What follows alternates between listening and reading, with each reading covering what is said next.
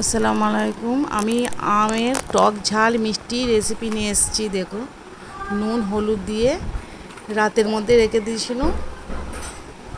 সকালে আমটাতে কতটা জল বেরিয়েছে দেখো, কতটা জল খালি বেরিয়েছে। এই জলটা থাকলে আমটা মানে ভালো থাকে না। জলটা বেরিয়ে গেলে আমটা খুব ভালো হয়, আচারটাও ভালো থাকে। এটা অনেকে জানা থাকেনি। তারপর আমি আমটাকে সকালে রোদে দিয়েছি, সন্ধেবেলা তুলে নিয়ে এই মশলা রেডি করে রেখেছিলাম। এটা হচ্ছে সরষে, মৌরি, পাঁচফোড়ন, মিক্সারে শুকনো লঙ্কাও আছে, তেলের ওপরে হিং দিলাম। মশলাগুলো দিয়ে একটু গরম করে নিয়েছি। মশলাগুলো পেস্ট করা হয়ে গেছে আমার। তেলের ওপরে এই মশলাগুলো ছাড়লাম। আপনারা এরকম খেতে চাইলে বাড়িতে বানাবেন, খুব সুন্দর খেতে লাগে আচারটা।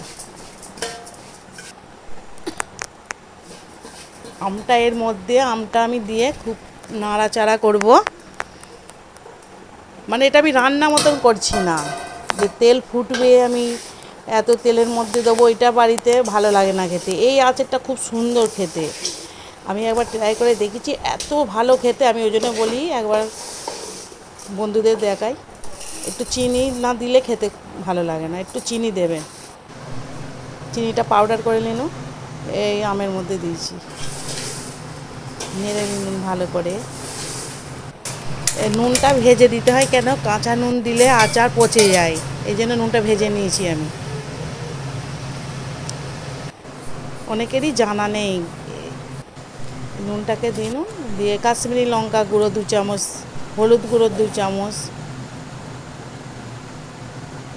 দিয়ে আমি এটাকে ভালো করে মানে রান্নার মতনই কষছি। মশলাটা ভালোভাবে হচ্ছে। এই দেখো, ভিনিগার দিচ্ছি। ভিনিগারটা দেওয়ার মানে আচারটা পচবে না। একটা জিনিস খেয়াল রাখবেন যে কাঁচের বয়েমে এই আচার রাখার, কেন কাঁচের বয়েমে আচার যতদিন রাখবে পচবে না। প্লাস্টিকের বয়েমে আচার তাড়াতাড়ি খারাপ হয়ে যায়। সবসময় কাঁচের জিনিসে আচার করবেন, যেন রাখবেন। এটা খাঁটি সর্ষের তেল আমি আচারটার মধ্যে দিলাম। আসসালামু আলাইকুম। ভালো লাগলে লাইক করবেন। এরম আচার রেসিপি আরও আনবো, আপনাদের ভালো লাগলে ফলো করবেন। আল্লাহ হাফেজ, খুদা হাফেজ।